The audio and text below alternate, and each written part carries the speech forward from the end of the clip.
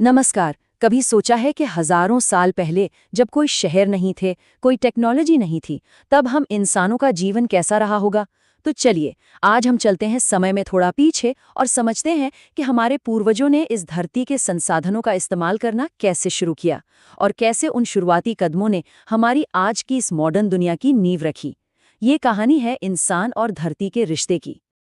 तो सबसे पहले एक बहुत ही बुनियादी सवाल, इंसान का सबसे पहला जॉब या काम क्या था?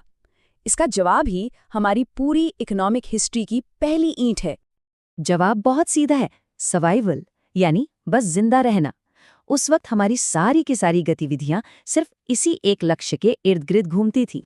और जानते हैं, यहीं से जन्म हुआ प्राथमिक गतिविधियों का। तो आखिर ये प्राथमिक गतिविधियां हैं क्या? आसान भाषा में कहें तो ये वो सारे काम हैं जो इंसान सीधे प्रकृति से जुड़कर करता है, जैसे कि शिकार करना, जंगल से फल फूल इकट्ठा करना, खेती करना या फिर जमीन के नीचे से खनिज निकालना। ये वो बुनियाद है, वो नींव के पत्थर हैं जिन पर हमारी पूरी सभ्यता की इमारत आज खड़ी है।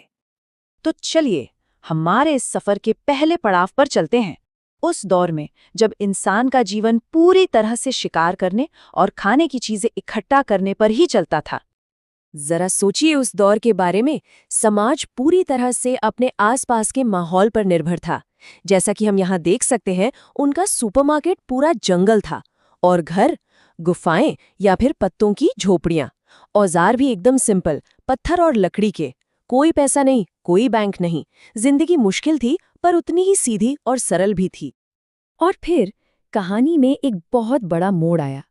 इंसानों ने जानवरों को पालतू बनाना सीख लिया और इसी एक कदम ने जीवन जीने का एक बिल्कुल नया तरीका हमारे सामने रख दिया। इसे कहते हैं चलवासी पशुचारण या पैस्टोरलिज्म। ये वो लोग थे जिनके लिए उनके जानवर ही सब कुछ थे। भोजन, कपड़े, रहने के लिए टेंट, यहाँ तक कि एक जगह से दूसरी जगह जाने के लिए ट्रांसपोर्ट भी। उनकी पूरी दुनिया, उनका पूरा समाज बस अपने जानवरों के झुंड के साथ ही चलता था। अब जरा इस नक्शे पर गौर कीजिए। ये दिखाता है कि कैसे इंसानों ने दुनिया के अलग अलग कोनों में वहाँ के मौसम और माहौल के हिसाब से जानवरों को चुना। जैसे अफ्रीका की गर्मी में गाय बैल, सहारा और अरब के रेगिस्तान में भेड़ बकरी और ऊंट, और तो और आर्कटिक की बर्फीली वादियों में रेनडियर। जगह अलग, जानवर अलग, पर कहानी एक ही थी, जिंदा रहने की जद्दोजहद। इसी से जुड़ा एक और बहुत दिलचस्प कॉन्सेप्ट है ऋतु प्रवास या ट्रांसह्यूमेंस। इसमें चरवाहे मौसम के हिसाब से अपने जानवरों को लेकर पहाड़ों और मैदानों के बीच एक तय रास्ते पर सफर करते हैं, जैसे गर्मियों में पहाड़ों पर और सर्दियां आते ही वापस मैदानों में। हमारे हिमालय में रहने वाले गुज्जर और भोटिया जैसे समुदाय आज भी इन सदियों पुराने रास्तों पर चलते हैं। तो सवाल ये है कि उस पुराने पारंपरिक तरीके और आज के मॉडर्न बिजनेस वाले पशुपालन में आखिर फर्क क्या है? चलिए इन दोनों को आमने सामने रखकर देखते हैं। देखिए, आज का पशुपालन उस खानाबदोश जीवन से बिल्कुल अलग एक बहुत बड़ा बिजनेस बन चुका है। यहाँ परमानेंट बड़े बड़े फार्म होते हैं जिन्हें रैंच कहते हैं। यहाँ साइंटिफिक तरीकों से एक ही तरह के जानवरों को पाला जाता है और इसका मकसद सिर्फ गुजारा चलाना नहीं है, बल्कि मांस, ऊन, दूध और चमड़े जैसे प्रोडक्ट्स को बड़े पैमाने पर पैदा करके पूरी दुनिया के बाजारों में बेचना है। और अब हम बात करते हैं उस सबसे बड़ी क्रांति की जिसने इंसानी समाज को हमेशा हमेशा के लिए बदल दिया। वो थी खेती की शुरुआत। जैसे ही इंसान ने जमीन पर फसल उगाना सीखा, उसने एक जगह बसना भी सीख लिया। शुरू में खेती सिर्फ पेट भरने के लिए की जाती थी, जिसे हम निर्वाह कृषि कहते हैं। मतलब किसान उतना ही उगाता था जितना उसके परिवार के लिए जरूरी हो। इसके भी दो मुख्य प्रकार हैं। एक है आदिम या कर्तनदहन खेती और दूसरी है गहन निर्वाह कृषि। इस तरीके को भारत के नॉर्थ ईस्ट में झूमिंग और मलेशिया में लादांग भी कहते हैं। इसमें किसान जंगल के एक छोटे से हिस्से को साफ करके खेती करते हैं। कुछ साल बाद जब मिट्टी की उपजाऊ शक्ति कम हो जाती है, तो वो उस जगह को छोड़कर आगे बढ़ जाते हैं ताकि वहां दोबारा जंगल उग सके।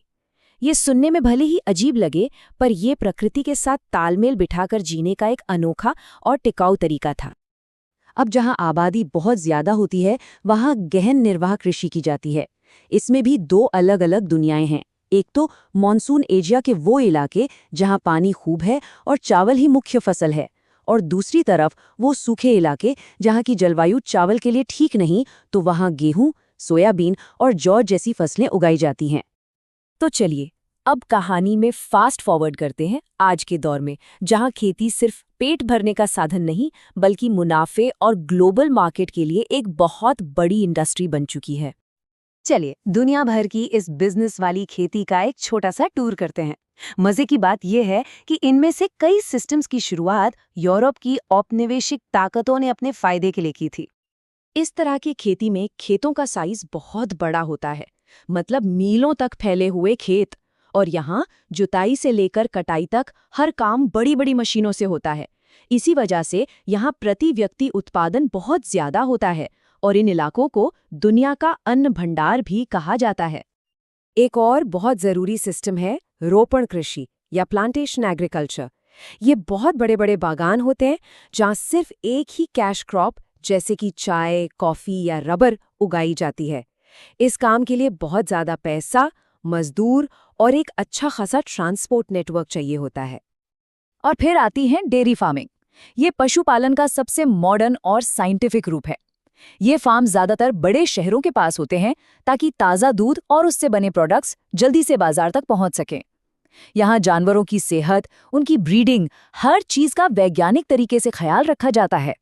ये बहुत ज्यादा पूंजी और मेहनत वाला काम है। हमारी कहानी अब अपने आखिरी लेकिन शायद सबसे ताकतवर प्राथमिक गतिविधि पर पहुंच गई है, खनन। यही वो एक्टिविटी है जिसने जमीन के नीचे छिपे खजानों को बाहर निकाला और हमारी औद्योगिक क्रांति को असली रफ्तार दी। खनन को समझने के दो सीधे साधे तरीके हैं। जब खनिज यानी मिनरल्स जमीन की सतह के पास ही मिल जाते हैं तो ओपन कास्ट माइनिंग की जाती है, जो कि सस्ती और काफी सुरक्षित होती है।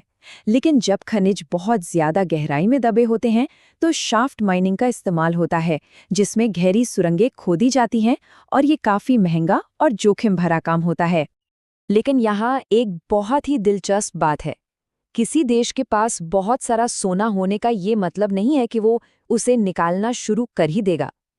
फैसला इस बात पर निर्भर करता है कि क्या उसे निकालने का खर्च उससे होने वाले फायदे से कम है या नहीं।